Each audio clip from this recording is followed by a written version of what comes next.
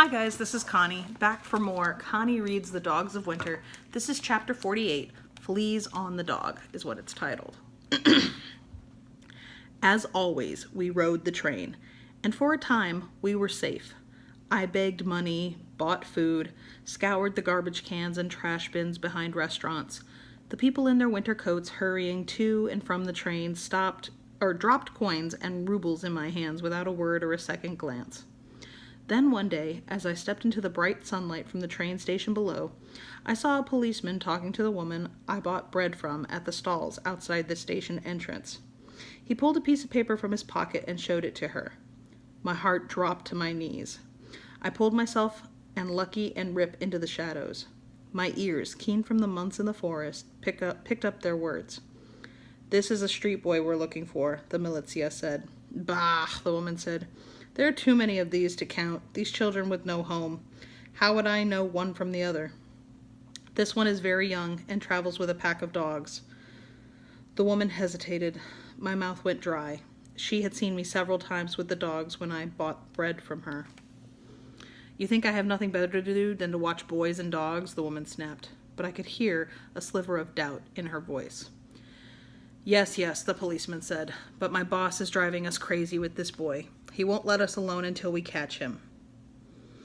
Could his boss be the woman in the hat's son? "Here's my card," the militia said. "When you see him, let me know. You'll be rewarded, I promise." "Let's go," I whispered to Lucky and Rip. We found the others sleeping in the train station. Together we slipped into the last car in the next train and traveled to a different part of the city. After that, it seemed everywhere we turned, militia watched for us. Sometimes I saw them as they showed the drawing of my face to a shop owner. Sometimes I saw them watching on the train station platform as people and dogs came and went on the train. We could not rest. It was getting harder to find food. We were always on the run. One unusually warm winter day, I napped with the dogs in a patch of sun between the two big garbage bins at the end of an alley. My hand rested on Little Mother's round belly. Her belly was not round from food, for there had been precious little of that. I felt something move in her belly when I stroked her the night before. "It's him!" a loud whisper said. The dogs leapt to their feet, all but Little Mother, and growled. Two dirty faces looked down at me. I sat up and rubbed my eyes. They were only street children, like me. "I told you it was the dog boy," one said, jabbing the other with his elbow. Smoke stood in front of Little Mother and me and flashed his teeth and growled louder. The children's eyes grew big in their thin, dirty faces. I stood and placed a hand on Smoke's back. The taller of the two licked his lips and said, "They're looking for you, you know, the militia." I nodded. "I know." "Yeah," the other said. He scratched at a sore on his hand. "They say you're a wild child. We're invisible, but you, with those dogs," his voice trailed off into a shrug.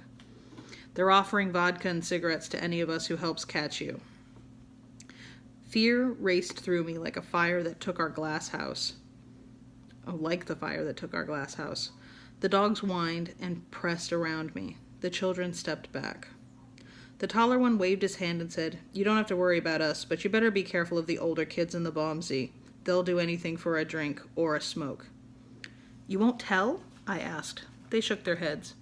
"But I'd stay away from the train stations if I were you," the taller one said. Fat flakes of snow wheeled down from the sky. I shivered in what was left of my coat and watched them walk away. I pressed my face against Lucky's warm neck and tried not to cry.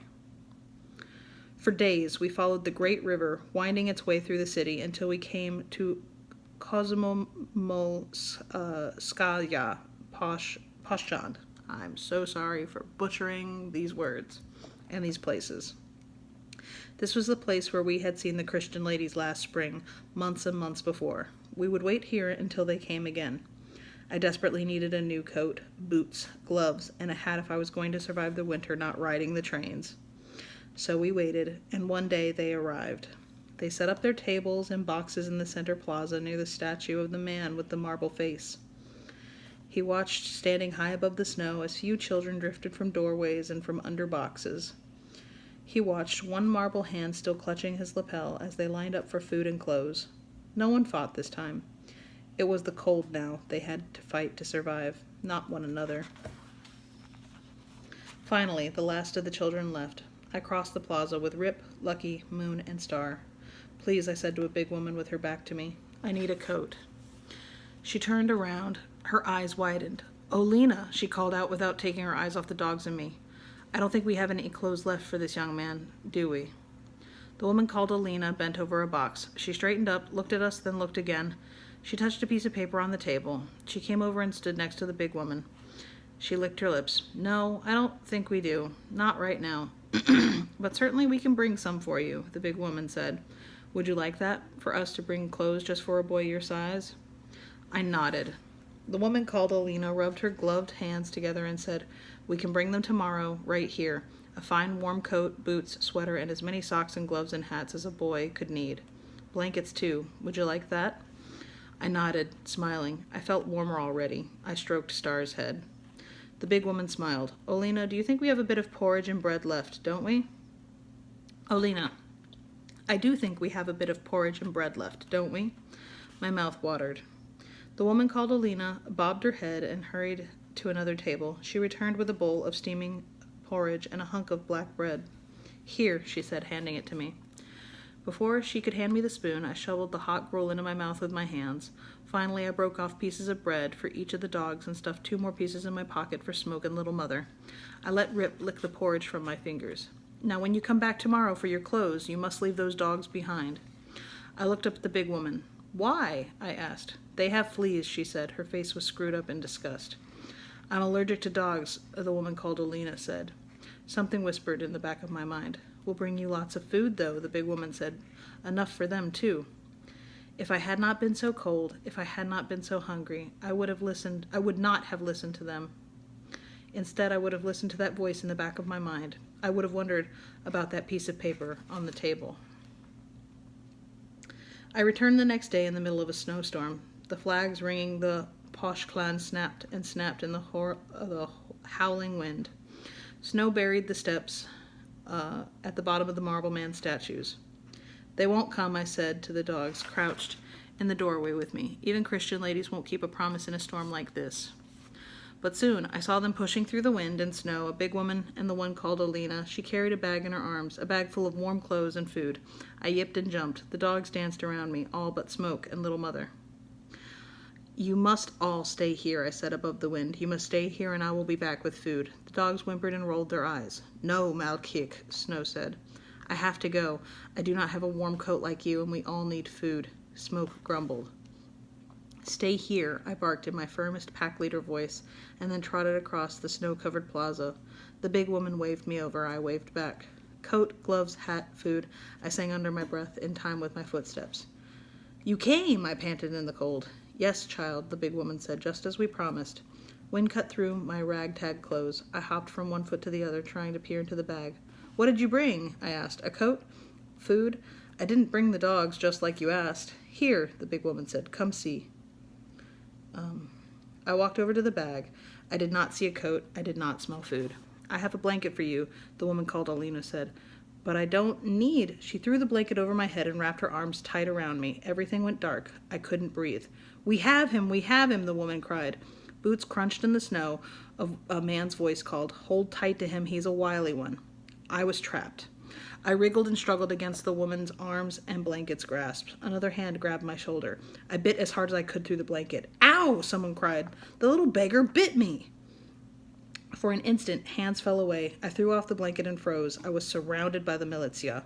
"Holy Mother," one of the policemen said. "Look at it." I crouched and looked away around. I crouched and looked for a way around or through them. "He's not an it," the woman named Alita said. "He's a child." The big woman held out a bag. "See here, boy, I have some food for you. Sausages, just like I promised," she smiled. Her teeth were yellow and pointed. I shuddered. Baba Yaga. I was not her boy. I threw back my head and barked. "What's he?" Before the policeman could finish his question, Smoke leapt upon his back and knocked him to the ground. The Christian ladies screamed as the dogs came from every direction. Lucky sailed through the snowfield air. Rip darted in and out from between my legs, snapping and growling. I grabbed the bag of food that had fallen from the big woman's hands. "Run!" I cried. I ran as fast as I have ever run in my life across the Poshland, the dogs fanning out in front. Little Mother joined us and ran as fast as her big belly would allow. Behind us I heard the tweet-tweet of the militia's whistles. "Stop him! Stop him!" the Christian ladies cried. But we would not be stopped that day. And that's the end of chapter 48. Be careful with that and enjoy. Please and thank you, and I will see you for the next installment. Bye.